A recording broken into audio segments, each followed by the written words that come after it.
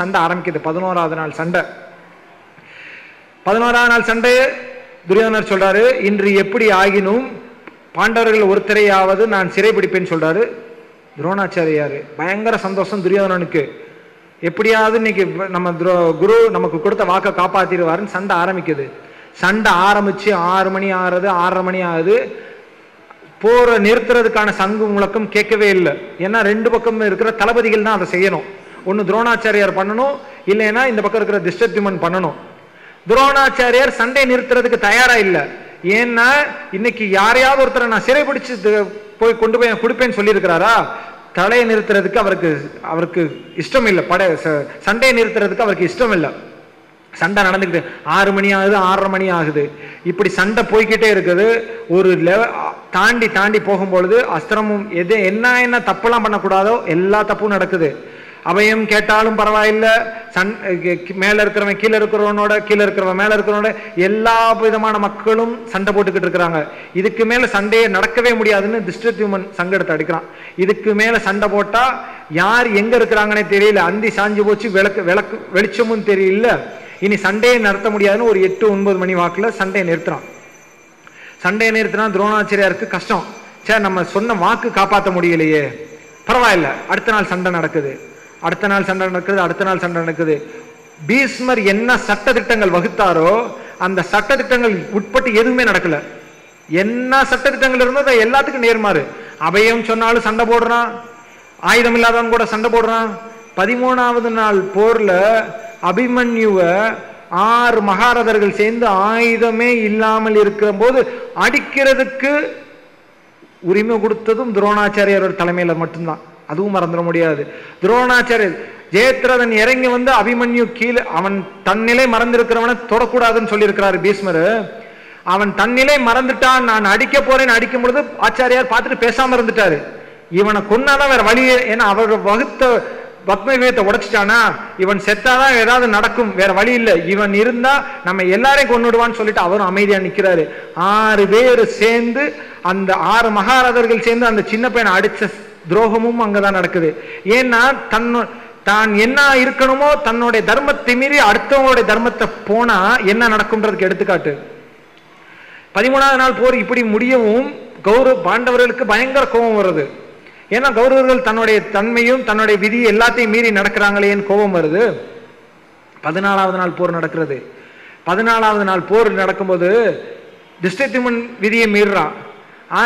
அஸ்வத்தாமன் செத்து போயிட்டான்னு ஆச்சாரியாருக்கு ஒரு தர்மன் வாய் மூலமா கிடைச்ச அந்த சங்கதி கேட்ட உடனே தன்னிலை மறந்து நிஷ்டையில போறாரு. நிஷ்டையில போன உடனே திஷ்டத்யுமன் அவரை கொல்றதுக்காகவே பிறந்தவன் கத்தி எடுத்து ஆச்சாரியாரோட தேர்ல ஏறி கொன்னுடுறான்.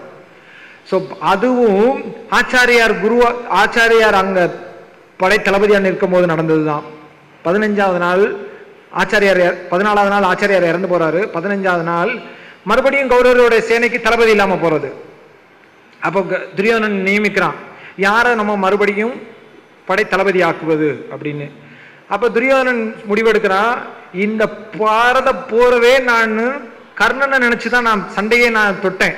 சோ என்னுடைய படைக்கு தளபதியாக கர்ணனை நியமிக்கிறேன் அப்படின்னு சொல்றான். அவனுடைய அரசபையில உட்கார்ந்து சொல்றான், என்னுடைய படைக்கு தளபதியாக கர்ணனையே நியமிக்கிறேன்னு சொல்றான். கர்ணனையே நியமிக்கிறேன்னு சொன்ன உடனே, கர்ணன் தளபதி ஆன உடனே வாள் எடுத்துட்டு சொல்றான், முதல் வார்த்தை, சத்திரிய குலத்துல பிறந்தவன் முதல் வார்த்தை சொல்றான், நாளை முதல் போர் நடக்கும். என் உயிர் பிரிந்த பின் தான் துரியோதனா, என் நண்பனே, ஆர்வீர் தோழனே, என் உயிர் போனதுக்கு அப்புறம் தான் உன்னுடைய எல்லைக்குள்ளேயாவது ஒருத்தரால் வர முடியும். அது வரைக்கும் நான் சண்டை போடுவேன். ஆனால் அந்த சண்டை எப்படி நடக்கணும் தெரியுமா? என்னுடைய குரு என்னுடைய குரு பீஷ்மர் என்ன சட்ட திட்டம், தாத்தா என்னுடைய பீஷ்மர் என்ன சட்ட திட்டம் வகுத்தாரோ அந்த சட்ட திட்டத்துக்கு உட்பட்டு மட்டுமே இந்த சண்டை நடக்கணுமே அன்றி இந்த பீஷ்மர் வகுத்த விதியை மீறக்கூடாது, யாரும் மாறக்கூடாது. அவர் சொன்ன எல்லைக்கு உட்பட்டு மட்டுமே சண்டை நடக்கணும்னு சொல்றான். சத்தியகுலத்துல பிறந்தவன், அதான் போர் தர்மத்தை கடைபிடிக்க வர்றான். சோ இப்படி மட்டும்தான் சண்டை பிடிக்கணும் அப்படின்னு சொல்றான்.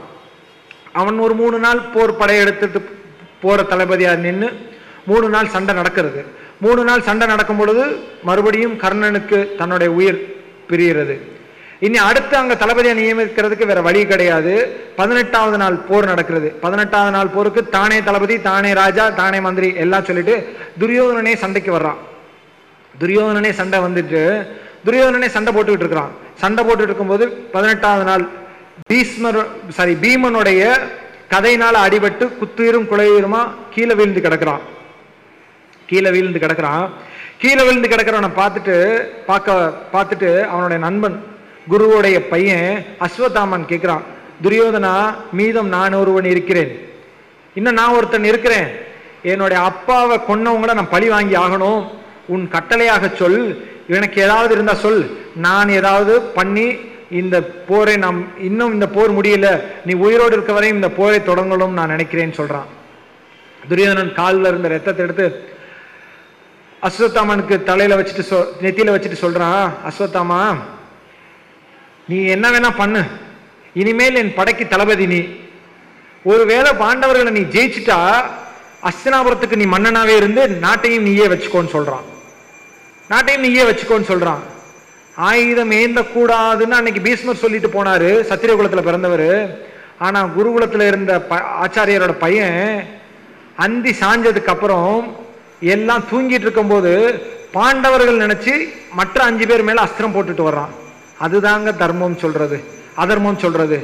தன்னுடைய எல்லை எது, தன்னுடைய தர்மம் எது, அதன் உணர்ந்து அந்த இடத்துல நம்மளோட செயல் செஞ்சா அந்த இடத்துல நம்மளால சாதிக்க முடியும். ஆனா அடுத்தவங்கள மாதிரி ஆகணும்னு நினைச்சா நம்மளால உயர முடியாது. நம்ம அடுத்தவங்களால மாற முடியாதுன்றதுக்காக தான் பகவான் சொல்றாரு, நீ எந்த இதா இருந்தாலும் உன்னுடைய சுதர்மத்தை மட்டும் விடாதே, எந்த இடத்துல இருந்தாலும் உன்னுடைய சுதர்மத்தை மட்டும் விடாதே. இந்த உலகத்துல படைச்சது எல்லாமே நான் தான். இதுல உனக்கு எங்க இருந்து அர்ஜுனா இழிவு தாழ்வு வந்தது? அர்ஜுனன் சொல்ற மாதிரி உலக மக்கள்கிட்ட சொல்றாரு, ஏற்றத்தாழ்வு செயல்ல கிடையாது, செயல்ல ஏற்றத்தாழ்வு கிடையாது. செய்கின்ற செயல் சரியா முடிக்காம போனா அது வேணா குறையுள்ள செயல்னு சொல்லிக்கலாமே தவிர என்னால் படைக்கப்பட்ட எதுலையுமே ஏற்றத்தாழ்வுன்னு ஒண்ணு கிடையவே கிடையாது. உன்னுடைய சுதர்மம் எதுவோ அதை மட்டும் செய், அந்த சுதர்மத்தை கடைபிடிச்சால் அதுவே உன்னை உயர்ந்த இடத்துக்கு கொண்டு போகும் சொல்லிட்டு பகவான் சொல்றாரு. இந்த உலகத்தில் உயிர்கள் தோன்றுவது மழையால், உயிர்கள் தோன்றுவது அன்னத்தால், சாப்பிடுற அன்னத்தால். உயிர்கள் தோன்றுவது அன்னத்தால், அந்த அன்னம் தோன்றுவது மழையால், மழை தோன்றுவது வேள்வியால் சொல்றாரு. உயிர்கள் தோன்றுவது அன்னத்தால், அன்னம் தோன்றுவது மழையால், மழை தோன்றுவது வேள்வியால் சொல்றாரு. கர்மயோகம் சொல்லிக்கிட்டு இருக்கிற பகவான் ஏன் வேள்வியை பத்தி சொல்லிட்டு இருக்கிறாரு? 18 அத்தியாயத்துல எந்த இடத்துல வேணாலும் வேள்வியை பத்தி சொல்லியிருக்கலாம். உன் விஸ்வரூப தரிசனம் சொல்லி கொடுக்கும் போது வேள்வியை பத்தி சொல்லியிருக்கலாம். ஏன் இந்த இடத்துல வேள்வியை பத்தி சொல்றாரு? வேள்வினா நம்ம நினைச்சுக்கிட்டு இருக்கோம் ஒரு குண்டம் வச்சு தீ வளர்த்து அதுல ஆகுதி பண்றது அல்ல வேள்வி. வேள்விக்கு விளக்கம் சொல்றாரு பகவான். நம்ம சொல்லுவோம் இல்லைங்களா, நல்லான் ஒருவன் உள்ளான் பொருட்டு ஊரெல்லாம் பெய்யும் மழைன்னு. எவன் நல்லவன் ஒருவன் இருக்கிறானோ அவன் செய்கின்ற செயல் நல்ல செயலா இருக்கிறதோ அதன் காரணமாய் மழை பெய்யும் சொல்றாரு. செயல்ல எது நல்ல செயல்? செயல் எது வேண்டுமானாலும் செய், பற்று இல்லாமல் செய், பலனை எதிர்பார்க்காமல் செய். பலனை எதிர்பார்க்காமல் பற்று இல்லாமல் எந்த செயல் செஞ்சாலும் அது நல்ல செயல். அதைத்தான் பகவான் சொல்றாரு, நல்லான் ஒருவன் உள்ளான் பொருட்டு ஊரெல்லாம் பெய்யும் மழை. அந்த மலையில தோன்றது அன்னம், அந்த அன்னத்தில் தோன்றுவது உயிர். இப்படி உயிர் மலையிலிருந்து வந்த உயிரிட ஏற்றத்தாழ்வு இழிவு தாழ்வு எங்க இருந்து வந்தது? எல்லாமே என் அம்சம், என் சொரூபம். இங்க எங்க இருந்து ஏற்றத்தாழ்வு வந்தது அப்படின்னா நம்ம எல்லாருக்கும் நினைக்கிறோம், இந்த அன்னத்தை படைக்கிறது நம்ம தானே, இந்த உயிரை படைக்கிறது நம்ம தானே, இந்த அன்னத்தை படைக்கிறது நம்ம தானே, நம்ம எது வேணாலும் உருவாக்கிக்கலாமே, எது வேணாலுமே செய்யலாமேன்னு.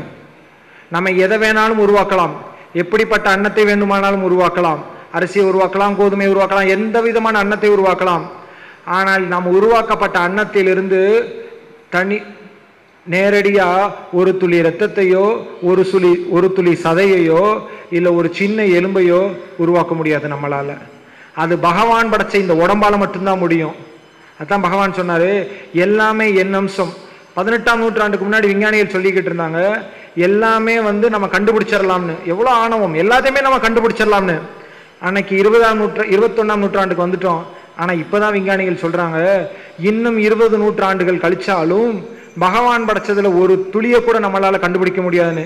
இந்த உடம்புக்குள்ள இருக்கிற இயக்கத்துக்கு, ஒருவேளை இந்த உடம்புக்குள்ள இருக்கிற இயக்கத்தை பூரா நம்ம உருவாக்கணும்னு நினைச்சா, ஒரு ஏக்கர் அளவுக்கு இடம் வச்சு ஒரு 40-50 மிஷின் வச்சு ஏகப்பட்ட செலவுகள் செஞ்சு பண்ணணுமா. அத்தனை வேலைகளும் பகவான் படைச்ச இத்தனூன்னு உடம்புக்குள்ள ஓடிக்கிட்டு இருக்கு. அதுதான் பகவான் சொல்றாரு, எல்லாமே என் சொரூபம் என் அம்சமா இருக்கும் பொழுது உனக்கு ஏற்றத்தாழ்வு எங்கிருந்து வந்தது? எதுல ஏன் ஏற்றத்தாழ்வு வச்சுக்கிற? எல்லாமே என் சொரூபம். நான் படைச்ச குலம் 4, குணம் 3, மனம் 2, அடைய வேண்டிய பிரம்மம் 1. இதுல ஏற்றத்தாழ்வு எதுக்கு இருக்கு? என் பக்கம் எல்லாத்தையுமே வச்சுக்கோ, என்ன நோக்கி செலுத்து. நான் சொல்ற இந்த வாக்கு வேதம், இந்த வாக்கு சத்தியம். அர்ஜுனா, உன் செயலை மட்டும் செய். செயல் எது வேண்டுமானாலும் செய், அதை பற்று இல்லாமல் செய், பலனை எதிர்பார்க்காமல் செய், அதை நிஷ்காம கர்மமாக செய், அதன் சுதர்மத்தை மட்டும் கடைபிடி அர்ஜுனா அப்படின்னு சொல்றாரு.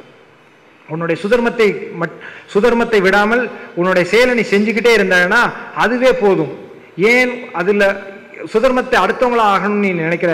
உன் சுதர்மத்தை மட்டும் கடைபிடி அப்படின்னு சொல்லிட்டு பகவான் சொல்றாரு, நான் சொல்ற இந்த வார்த்தை மேல சிரத்தை கொள், நான் சொல்ற இந்த வார்த்தை மேல சிரத்தை கொள் அப்படின்னு சொல்றாரு. அது ஏன் பகவான் நான் சொல்றது இந்த வேதம் வாக்கம், இது வேதம், இது வாக்கியம், இது சத்தியம், ஏன் சிரத்தை கொள்னு சொல்றாரு? நம்பிக்கை கொள்னு சொல்லியிருக்கலாமே, நான் சொல்றதை நம்புன்னு சொல்லியிருக்கலாமே. சிரத்தைன்ற வார்த்தை இருக்கா, ஸ்ரத்தான்ற வார்த்தை இருக்கா? ரொம்ப அழகான வார்த்தைங்க. நம்பிக்கை ஏற்படணும்னா எப்ப ஏற்படும் அப்படின்னு எடுத்து பார்த்தா, நம்பிக்கையற்ற தன்மையில தாங்க நம்பிக்கையே வைப்போம். நம்ம எங்கெல்லாம் நமக்கு நம்பிக்கை இல்லையோ அங்கதான் நம்ம நம்பிக்கையே வைப்போம். குழந்தைகளை கேட்டா சொல்லுவாங்க, நான் இந்த பரீட்சையில நான் பாஸ் ஆயிடுவேன் நம்புறேன். நம்மளும் சொல்லுவோம், எனக்கு இந்த காரியம் கைகூடும் நான் நம்புறேன், இல்லை இது எனக்கு கிடைக்கும் நான் நம்புறேன். இந்த நம்புறேன்னு சொல்லும் போதே உங்களுக்கு தெரியும் அங்க நடக்காம போறதுக்கான ஒரு வாய்ப்பு இருக்குன்னு. அதைத்தான் பகவான் சொல்றாரு, நான் சொன்னது சத்தியம் உண்மை, இதன் மேல நம்பிக்கை வைக்காத, சிரத்தை கொள் அப்படின்னு. இந்த சிரத்தை, ஒரு சின்ன குழந்தைகள் இருக்கு, மேல தூக்கி போட்டா என்ன பண்ணும்? கீழே வரும். எப்படி வருவாங்க? சிரிச்சுட்டே வரும். ஏன்னா அப்பா நம்மளை பிடிச்சிருவாங்கன்னு குழந்தை நம்ம மேல வச்சிருக்கிற சிரத்தை. மழை பெய்யாமலும் போகும், ஏன் விட்டுட்ட சிரத்தையோட கை தூக்கணும் போலதான் அவளுக்கு சேலம் மலையே வந்து குமிஞ்சதா. ஸோ நம்பிக்கை வச்சா அங்க நடக்கிறது இல்லை. சிரத்தை வச்சுக்கோன்னு சொன்னதுக்கு காரணமும் அதுதான். ஒரு அழகான ஒரு கதை. ஒரு புதுசா கல்யாணமான இளம் தம்பதியர்கள் தொலைதூர பயணத்துக்கு கப்பல் வழியா போறாங்க. கப்பல் வழியா போகும் பொழுது, கப்பல் வழியா போய்கிட்டு இருக்கிறாங்க. 3 நாள் 4 நாள் 5 நாள் 6 நாள் இப்படி கப்பல் பயணம் போய்கிட்டு இருக்கும்போது கப்பல் ரொம்ப சந்தோஷமா ஆரவாரமா எல்லாம் போய்கிட்டு இருக்கு. ஆனால் ஒரு நாள் கடலுடைய சீதோஷ்ண நிலை மாற்றத்தின் காரணமாக கப்பல் வந்து தடுமாறுது, கப்பலோட நிலை தடுமாறுது. கப்பல் வந்து உடஞ்சிடுமோ இல்ல ஆபத்து வந்துடுமோன்னு எல்லா பேரும், கடைசி கஷ்டம் ஏதாவது ஆயிடுமோன்னு வரும்பொழுது தானே, கஷ்டம்னு வரும்போது தானே கடவுளை, அது வரைக்கும் நம்ம பகவானை நினைக்கிறதே இல்லை. கஷ்டம்னு வரும்போது தானே கடவுளை நினைப்போம். எல்லா பேரும் உட்கார்ந்து கடவுளை அவங்கவுங்க மதத்துக்கு அவங்கவுங்களுக்கு உட்பட்ட மாதிரி கடவுளை வேண்ட ஆரம்பிக்கிறாங்க. ஒவ்வொருத்தரும் அவங்களுக்கு பிடிச்ச கடவுளை வேண்டிட்டு இருக்கும் பொழுது எல்லாரும் கடவுளை வேண்டிட்டு இருக்காங்க. இந்த புதுசா கல்யாணமான அந்த இளைஞன் மட்டும் கடவுளை வேண்டாம அவன் பாட்டுக்கு இருந்தான். அந்த ஒய்ஃபுக்கு கொஞ்சம், அந்த மனைவிக்கு கொஞ்சம் கோபம் வருது. இவ்வளோ பேர் கடவுளை நம்பி கடவுள் மேல நம்பிக்கை வச்சு ஏதாவது ஆகணும், ஏதாவது காப்பாற்றணும்னு வேண்டிட்டு இருக்கும்போது நீ மட்டும் இப்படி கடவுளை நம்பாம இப்படி இருக்கிறையே, நான் உன்னை ரொம்ப கடவுள் பக்தி உள்ளவன் நினைச்சல்லவா நான் உன்னை கல்யாணம் பண்ணிட்டேன், இப்படி கடவுள் நம்பிக்கை இல்லாம இருக்கிறே அப்படின்னு சொன்ன உடனே இவனுக்கு கோவம் வருது. பக்கத்துல இருந்த வால்ல, ஒரு செவத்துல இருந்து ஒரு கத்தி வால் எடுத்து அவளுடைய கழுத்துக்கு பக்கத்துல கொண்டு போய் வச்சுட்டு சொல்றான். கழுத்துக்கு பக்கத்துல போய் வச்ச உடனே அவ தன்னை மறந்து சிரிச்சிடறான், தன்னுடைய நிலையை மறந்து சிரிச்சிடறா. கப்பல் ஆடிக்கிட்டு இருக்கிறதை மறந்துடுறா, அவன் கூட பேசிக்கிட்டு இருந்த வாக்கையும் மறந்து சிரிச்சிடறா. இவனுக்கு அந்த இளைஞன் கேட்கிறான், என்னை பார்த்தா உனக்கு பயமா இல்லையா? இவ்வளோ கூர்மையான கத்தி உன் கழுத்துக்கு அடியில இருக்கு, அதை வெட்டிடுன்னு கூட கொஞ்சம் கூட உனக்கு பயமே இல்லையா? எப்படி இவ்வளவு சத்தமா சிரிக்க முடிகிறது அப்படின்னு. கத்தி எவ்வளவு கூர்மையானதா வேணா இருக்கட்டும், அது என் கழுத்துக்கு அடியில வேணாலும் இருக்கட்டும், ஆனா அதை பிடிச்சிருக்கிறது நீயாச்சே, நீ எப்படி என்னை வெட்டுவ? அதனாலதான் நான் சிரிச்சேன், நீ எதுக்கு இப்ப விளையாடிக்கிட்டு இருக்கேன்னு நினைச்சு சிரிச்சேன் அப்படின்னா. அப்பதான் அந்த இளைஞன் சொல்லுவான், என்னை படைத்தது இறைவன், அவன் கையில் என் உயிர் இருக்குமானால் நான் எதுக்குடா நான் இப்போ உட்காந்து மறுபடியும் என்னை காப்பாத்துன்னு அவன் மேல நம்பிக்கை இல்லாம பிரேயர் பண்ணணும் அப்படின்னு அவனை நம்பிக்கை இல்லாம அவனை இப்ப நான் வணங்கினா அது அவனுக்கு செய்யற துரோகமா இருக்கும். அதுக்கு பதிலா அவன் நாட்டுவிப்பது அவனானால் ஆடுவது இதுவானால் என்னை காப்பாற்றுவதும் அவனே ஆனால் அவன் காப்பாற்றட்டும், இல்லை காப்பாற்றாமல் போவதுதான் அவனுடைய நிலையானால் அதுவும் நடக்கட்டும் சொன்னதான். அதுதாங்க பற்று, அதுதான் சிரத்தைன்னு சொல்றது. ஆனா நம்ம எல்லாரும் சிரத்தைன்னு சொல்லுவோம், சிரத்தையோட இருக்கணும்னு சொல்லுவோம். எங்க சிரத்தை? எப்பவுமே இந்த நம்பிக்கை இல்லாத தன்மையில தான் நம்ம இயங்கிக்கிட்டு இருக்கோம். ஸோ இந்த நம்பிக்கை இல்லாத தன்மையை மாத்தி செயலை செய், செயல் எது வேண்டுமானாலும் செய், பற்றில்லாமல் செய், பலனை எதிர்பார்க்காமல் செஞ்சா கண்டிப்பா அங்க நம்மளாலையும் சாதிக்க முடியுங்க. அதுதாங்க சிரத்தைன்னு சொல்றது. இந்த உயர்வு தாழ்வு பகவான் சொல்றாரு, உயர்வு தாழ்வுன்றது கிடையாது, எல்லாமே என் அம்சம் என் சொரூபம் அப்படின்னு சொன்ன உடனே அர்ஜுனன் கேட்கிறான், என்ன கிருஷ்ணா எல்லாமே என் அம்சம் என் சொரூபம் சொல்றையே, அப்போ உயர்வு தாழ்வு இல்லைன்னு சொல்றையே, அன்னைக்கு கௌரவர்கள் வந்து பாஞ்சாலியோட சேலை இழுத்தாங்களே அதுவும் உன் அம்சமா, அதுவும் உன் சொரூபமா, எல்லாமே உன் அம்சம் உன் சொரூபம் சொல்றையே, உயர்வு தாழ்வு கிடையாது நல்லது கெட்டது கிடையாதுன்னு சொல்றியே, இது எப்படி உண்மையாகும்? நல்லது கெட்டது எதுவுமே இல்லைன்னு சொல்றியே, இது எப்படி உண்மையாகும் அப்படின்னு கேட்கிறான். அப்படின்னு கேட்ட உடனே பகவானுக்கு கஷ்டமாய் போச்சு. அது வரைக்கும் பகவத்கீதையில கர்மயோகத்தை சொல்லிக்கிட்டு இருந்தவருக்கு பிரம்மத்துடைய ரகசியத்தை கேட்கிறான். அர்ஜுனன் பிரம்மத்துடைய ரகசியத்தையே கேட்கிறான். எல்லாமே நான் சொல்றியே, என் வம்சம் நல்லது கெட்டது நடந்தது நடக்க போறது எல்லாமே என் வம்சம் சொல்றியே, பாஞ்சாலி சேலையை பிடிச்சது இழுத்ததும் உன் வம்சமா உன் சொரூபமா, எல்லாத்துக்கும் நீயே காரணம் சொல்றியே, நல்லது கெட்டதுக்கும் நானே காரணம் சொல்றியே, அப்போ அதுக்கு நீதான் காரணமான்னு கேட்ட உடனே பகவான் சொல்றாரு, அப்படி இல்லை அர்ஜுனா, என் அருமை அர்ஜுனா, உண்மை அது இல்லை. என்னால் இரண்டற்று ஒன்று படைக்க முடியாது. இந்த உலகத்துல ரெண்டு இல்லாம ஒன்ன படைக்க முடியாது. ஒன்னுன்னு சொன்னாலே இரண்டு சேர்ந்து இருக்கிறதுன்னு அர்த்தம். ஒன்னுன்னு சொன்னாலே ரெண்டு சேர்ந்து இருக்குன்னு அர்த்தம். இரண்டு அற்றதுன்னு ஒண்ணு சொல்லவே முடியாது. ஒன்னுன்னு சொன்னாலே ரெண்டு அங்க சேர்ந்து இருக்கிறதுன்னு தான் அர்த்தம். நான் இரவை மட்டும் படைக்கணும்னு நினைச்சா பகல் வந்துடும். நான் மலை உச்சியை மட்டும் படைக்கணும்னு நினைச்சு மலை உச்சியை கட்டிட்டு போனா அதல பாதாளம் அதுவா வருது. நான் இரவை மட்டும் படைக்கணும்னு நினைச்சா பகல் வந்துடுது. வெப்பத்தை மட்டும் படைக்கணும்னு நினைச்சா குளுமை வந்துடுது. எப்போ இந்த உலகத்துல நான் இரண்டற்று படைக்க முடியாதோ இந்த ரெண்டுமே இருந்துதான் தீரும். நல்லதும் இருந்துதான் தீரும், கெட்டதும் இருந்துதான் தீரும். சோ இரண்டற்று ஒன்று உருவாக்க முடியாது. நம்மளும் சின்ன வயசுல காந்தம் வச்சு விளையாடி இருப்போம். ரெண்டு பக்கம் ஒன்னா இருந்தா ஒட்டாது, ரெண்டு பக்கம் வேற வேற பக்கமா இருந்தாதான் அது ஒட்டும். சோ ஒன்று உருவாக்கணும்னு இருந்தா இரண்டு இருந்தா மட்டும்தான் ஒன்றை உருவாக்க முடியுமே அன்றி தனிப்பட்ட ஒன்றை நான் உருவாக்க முடியாது அர்ஜுனா அப்படின்னு சொல்றாரு. விஞ்ஞானிகள் அதைத்தான் சொன்னாங்க. ஒரு அணுவை பிளக்கும் பொழுது பாசிட்டிவும் இருந்தது நெகட்டிவும் இருந்தது. அது 18ஆம் நூற்றாண்டுல. அதுக்கப்புறம் அணுவை பிளக்கும் பொழுதுதான் அதுக்கு தாண்டி நியூட்ரான் ஒன்று இருந்தது. பாசிட்டிவ் நெகட்டிவ் போக நியூட்ரான் ஒன்று இருந்தது. அதைத்தான் பகவான் சொல்றாரு, ரஜோகுணமும் உண்டு தமஸ்குணமும் உண்டு, என் அம்சம் ரஜோகுணமும் உண்டு தமஸ்குணமும் உண்டு, ஆனால் இதை இரண்டையும் இணைக்கும் சத்துவகுணமும் என் அம்சம். சத்துவகுணம் குணத்துல சத்துவகுணம் என் அம்சமா இருக்கு, புத்தியில விவேகம் என்னுடையதா இருக்கு. சோ ரெண்டு பொருள், ஒரு பொருளை உருவாக்கணும்னா ரெண்டு உருவாக்கியே தான் தீரணும். ஒரு நாணயம் எடுத்தா ஒரு காயின் எடுத்தா ஒரு பக்கமும் அடுத்த பக்கமும் இருக்கும். ஆனா மறைஞ்சிருக்கிற நடுவுல இருக்கிற ஒரு பக்கமும் இருந்தா மட்டும்தான் இரண்டு பக்கங்களை உருவாக்க முடியுமே அன்றி ஒரு பக்கத்தை மட்டும் உருவாக்க முடியாது. ரெண்டுமே என்னுடைய அம்சம்தான், ரெண்டு பக்கமுமே என்னுடைய அம்சம்தான். ஆனால் நீ எந்த வழியில உன்னுடைய மனசை செலுத்துறியோ அந்த வழிக்கு ஏற்ற அந்த நிலைக்கான பலன் உனக்கு கிடைக்கும் அப்படின்னு சொல்றாரு. அதையும் சொல்லிட்டு பகவான் சொல்றாரு, நான் படைக்கப்பட்ட சக்தி, என்னால் இந்த உலகத்துல படைக்கப்பட்ட சக்திகள் எல்லாமே ஒரே சக்தி தான். கோபத்திற்கு தனிப்பட்ட ஒரு சக்தி, காமத்திற்கு தனிப்பட்ட சக்தி, வெறுப்புக்கு தனிப்பட்ட சக்தி, அன்புக்கு தனிப்பட்ட சக்தி, தனித்தனியான சக்திகள் நான் படைக்கவே இல்லை இந்த உலகத்துல. ஒரே ஒரு சக்தி மட்டும்தான் நான் படைச்சிருக்கிறேன். ஒரே ஒரு சக்தி மட்டும்தான் இருக்கு. அது கோபத்தின் பக்கமா கொண்டு போகணுமா, காமத்தின் பக்கம் கொண்டு போகணுமா, வெறுப்பின் பக்கம் கொண்டு போகணுமா, அன்பின் பக்கம் கொண்டு போகணுமா, அந்த சக்திய எந்த பக்கம் கொண்டு போகக்கூடிய சத்துவ குணம் இருக்கே அதுதான் என்னுடைய அம்சமா இருக்கு. அதுல புத்தியில அதுதான் விவேகமா இருக்கு. நான் படைச்ச சக்தி ஒண்ணுதான். எந்த பக்கம் கொண்டுட்டு போறையோ அதுக்கு உண்டான பலன் கிடைக்கும். ஆகவே அர்ஜுனா, செயலை மட்டும் செயலை செய், செயல் எது வேண்டுமானாலும் செய், அதை பற்றி இல்லாமல் செய், பலனையும் எதிர்பார்க்காமல் செய் அப்படின்னு சொல்றாரு. பலனையும் எதிர்பார்க்காமல் செய்ன்னு சொல்லிட்டு பகவான் சொல்றாரு, இந்த சிரத்தை, அந்த நான் சொல்ற இந்த வார்த்தை மேல நீ சிரத்தை வச்சுக்கோ. இந்த வார்த்தையை இந்த வார்த்தை மேல அவநம்பிக்கை வச்சுக்காத. இதுதான் உண்மை, இதுதான் சொரூபம்.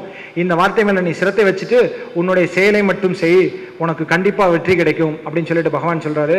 இந்த உலகத்துல இது வரைக்கும் இந்த உலகத்துல நான் செய்யாத வேலைகள் கிடையாது, நான் அடைய வேண்டிய புகழ் கிடையாது, அடைய வேண்டிய பேர் கிடையாது. நான் எல்லாத்தையும் நான் அடைஞ்சிட்டேன். இருந்த போதும் இந்த செயல் செய்கிறேன். ஏன் தெரியுமா அர்ஜுனா? நாளை வருபவர்கள் என்னை காரணம் காட்டி செயல் செய்யாம போயிடக்கூடாது. ஆதலால் நான் செயல் செய்து கொண்டே இருக்கிறேன் அப்படின்னு சொல்றாரு. பகவான் எப்போ தன்னுடைய செயலை ஆரம்பிக்கிறாரோ அப்போ இருந்து எந்த செயலை செய்யறாரோ அந்த இடத்துல எந்த இடத்துலையுமே தன்னுடைய செயலை அவர் விட்டு கொடுத்ததாகவும் இல்லை, சுதர்மத்தை மாறினதாகவும் இல்லை, மீறினதாகவும் இல்லை. எல்லா இடத்துலையுமே தன்னுடைய சுதர்மத்தை அவர் கடைபிடிச்சிட்டு தான் இருக்கிறாரு. தேருக்கு சண்டைக்கு வரணும், சண்டை போடணும்னு பாண்டவர்கள் முடிவு பண்றாங்க, கௌரவர்கள் முடிவு பண்றாங்க. சண்டை தான் வேணும், பாண்டவர்களும் முடிவு பண்றாங்க, கௌரவர்களும் முடிவு பண்றாங்க. இது நடக்கும் பொழுது பகவான் கேட்கிறாரு, சண்டைக்கு போடும் பொழுது 2 பேருக்கும் நாம் உபயம் பண்ணி தான் ஆகணும். நான் யார் பக்கம் நிற்கிறது, யாருக்கு எது எது வேணும்? என்னுடைய படைகள் ஒரு பக்கம், என்னுடைய படைகள் இல்லாத நான் மட்டும் தனி ஒரு பக்கம். நான் 2 பக்கத்துல எந்த பக்கம் நிற்கிறது அப்படின்னு கேட்கிறாரு. அப்ப கௌரவர்கள் சேனையில துரியோதனன் சொல்றான், நான் எனக்கு படைகளும் உங்களுடைய ஆயுதங்களும் எல்லா இதுவும் எனக்கு இருக்கட்டும் கேட்கிறான். ஆனா அர்ஜுனன் கேட்கிறான், எனக்கு அதெல்லாம் எதுவுமே வேண்டாம், எனக்கு நீ மட்டும் கிருஷ்ணா, நீ மட்டும் வா, உன்னுடைய சுய மட்டும் போதும், நீ மட்டும் வந்தாலே நான் வெற்றி அடைஞ்சு விடுவேன்னு சொல்றான். இப்போ பகவான் சொல்றாரு, அர்ஜுனா இதுல இருந்து நான் மாற மாட்டேன், ஆனா நீயும் மாறக்கூடாது. ஆயுதம் ஏந்தி உனக்கு எவ்வளவு கஷ்டம் வந்தாலும் ஆயுதம் நான் எடுக்க மாட்டேன். ஆயுதம் ஏந்தி என்னுடைய படைகள் எல்லாம் துரியோதனனுக்கு போகும், உனக்கு நான் மட்டும் வருவேன். இதுதான் என்னுடைய சுதர்மம் சொல்லிட்டு சண்டைக்கு வர்றாரு. சண்டைக்கு முதல் நாள் சண்டை ஆரம்பிக்குது. சண்டை ஆரம்பிக்கும் பொழுது அர்ஜுனன் சொல்றான், 2 பக்கமும் போய் நிப்பாட்டிட்டு 2 பக்கம் போய் நின்று கிருஷ்ணான்னு சொன்னே 2 பக்கம் போய் நிக்கிறான். கிருஷ்ணன் கேட்கிறாரு, எதுக்கு அர்ஜுனா என்னை இங்க கொண்டு வந்து நிப்பாட்டுன? அர்ஜுனன் சொல்றான், என் கூட சண்டை போடுறவங்களை எல்லாம் நான் பார்க்கணும்னு நினைச்சேன், அதுக்காக நான் நிப்பாட்டி இருக்கிறேன் அப்படின்னு. ஓ சரி, பார்த்துட்டே சண்டை ஆரம்பிக்கலாமா அப்படின்னு அர்ஜுனன் சொல்றான், இல்ல கிருஷ்ணா, என்னால சண்டை போட முடியாது. ஏன்னா இவங்க எல்லாத்தையும் கொண்டு நான் ஏன் என் ராஜ்யத்தையும் என்னை நாட்டையும் நான் அடைவேன்? இதுக்கு நான் அடையாமலே இருக்கலாம், நான் விட்டுறலாம்னு நினைக்கிறேன். ஸோ எனக்கு சண்டை போட முடியாது அப்படின்னு சொல்றான். பகவான் சொல்றாரு, உன்னுடைய சுதர்மம், சண்டை போடுறது உன்னுடைய சுதர்மம், அதை கடைபிடிக்காம நீ ஏன் இப்படி இழிந்த தன்மைக்கு போற? நீ சண்டை போடு, நான் உன் கூட நிக்கிறேன்னு சொல்றாரு. இல்ல என்னால சண்டை போட முடியாது அப்படின்னு சொல்றான். அப்பதான் பகவான் பகவத்கீதையை சொல்ல ஆரம்பிக்கிறாரு. சண்டை போட முடியாதுன்னு சொன்னதுதான் விசாத யோகம், அர்ஜுனோட விசாத யோகம், கலக்கமான ஒரு சூழ்நிலை. அந்த விசாத யோகம் சொல்லிட்டு பகவான் சாங்கிய யோகம் சொல்றாரு. இந்த ஆன்மா அழிவில்லாதது, இது அழிக்க முடியாதது, இது காற்றால் உலர்த்த முடியாது, தீயால் எரிக்க முடியாது, பகைவரால் சுட முடியாதுன்னு எல்லா விளக்கமும் சொல்றாரு. அர்ஜுனனுக்கு புரியல. அப்புறம் கர்மயோகம் சொல்றாரு. இப்படி எல்லா யோகங்களும் சொல்றாரு. எங்க உட்கார்ந்து சொல்றாருன்னா தேர் தட்டிலேயே உட்கார்ந்து சொல்றாரு. ஒரு குருகுலத்துல அன்னைக்காகட்டும் என்னைக்காகட்டும் குருவானவர் மேல நின்று பேசணும், சீடர்கள் கீழே உட்கார்ந்து கேட்கணும். அதுதான் குருகுல வாசம். இந்த வாசகத்தவே மாற்றி அமைச்சது பகவானாத்தான் இருக்கணும். நீ கிருஷ்ணா, நீ அர்ஜுனா, நீ மேலே உட்காந்துக்க, எனக்கு அதை பத்தி பிரச்சனையே இல்லை. நான் தேரோட்டியின் சுதர்மத்தை கடைபிடிச்சா அரசனுக்கு எப்பொழுதாவது சந்தேகம் வந்தா தேரோட்டியின் சுதர்மப்படி அவனுடைய கலக்கத்தை நீக்க வேண்டும், அதற்காகவே நான் பகவத்கீதை சொல்றேன்னு சொல்லிட்டு தேர் தட்டில உட்கார்ந்து தாங்க பகவான் அர்ஜுனனுக்கு பகவத்கீதையை சொன்னாரே தவிர தேரை விட்டு நீ இறங்கி கீழே நில்லு, நான் உனக்கு பகவத்கீதை சொல்றேன்னு சொல்லலை. அதுதாங்க சுதர்மம். தேரோட்டியின் சுதர்மம் எதுவோ அதை நான் கடைபிடிச்சாரு. ஒவ்வொரு இடமும் எந்த இடத்துலையுமே தன்னுடைய தேரோட்டின்ற சுதர்மத்தை அவர் விட்டு கொடுக்கறதே இல்லை. அடுத்த நாள் சண்டைக்கு வரும்பொழுது சொல்றாரு, பகவத்கீதையெல்லாம் முடிச்சுட்டு எல்லா அத்தியாயங்களும் சொல்லி முடிச்சுட்டு இன்னைக்கு சண்டை போடலாமா அப்படின்னு அர்ஜுனன்ட்ட கேட்கிறாரு. அர்ஜுனன் சொல்றான், சண்டை ஆரம்பிக்கலாமே அப்படின்னு சொல்றான். சண்டை ஆரம்பிக்கலாமேன்னு சொன்ன உடனே கிருஷ்ணன் சொல்றாரு, அர்ஜுனா, இதுவரை என்னுடைய வேலை முடிஞ்சு போச்சு, இதுவரைக்கும் என்னுடைய வேலை முடிஞ்சு போச்சு. இனிமேல் இந்த தேர் எப்படி ஓட்டணுன்ற வழி கூட நீ தான் எனக்கு சொல்லணும். என்னுடைய தேரோட்டியின் கடமைப்படி தேரை நான் எப்படி ஓட்டணுன்றத எனக்கு எப்படி கொண்டு போகணும்னு எனக்கு தெரியும். ஆனா எந்த பக்கம் போகணுன்றத நீ தான் எனக்கு சொல்லணும். தேர் தட்டு மேல நீ உட்கார்ந்து இருக்கிற, மேல